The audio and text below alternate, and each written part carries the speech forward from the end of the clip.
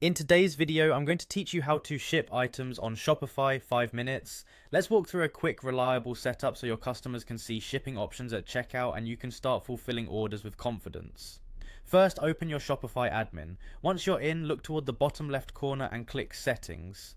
This is where all your store's behind the scenes controls live, including shipping. Inside settings, choose shipping and delivery. This page is your hub for everything shipping related, where your orders ship from, which locations are active, and which rates your customers see at checkout. We're going to focus on the section called General Shipping Rates. These are the default rates most stores use, and they belong to your primary shipping profile, which applies to most products unless you've created special profiles. Open General Shipping Rates. Here's where you define what customers pay for delivery. Think of each rate as an option that appears at checkout, like standard shipping or express shipping, so name them clearly to set expectations.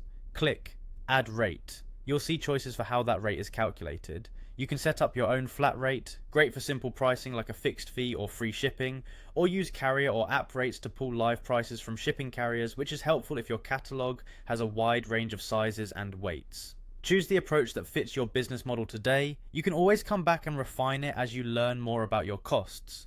Enter the price for the rate you're adding. Consider including an estimated delivery time in the rate name or description so customers know what to expect, like standard 3-5 business days. If you want to fine-tune who sees this rate, you can add conditions based on order price or weight. For example, free shipping over a certain cart total, or a rate that only applies to lightweight items. Just be sure your product weights are accurate in your product settings if you use weight conditions. When you're happy with the setup, click Done, then make sure to save your changes on the page so everything goes live. A few quick tips before you wrap up: double check your shipping origin address in your locations, confirm your package sizes in your shipping settings for accurate labels later, and place a test checkout to see exactly what your customers will see. If you sell internationally or to different regions, you can create separate zones and add tailored rates in the same area for more control. That's it, your shipping rates are ready.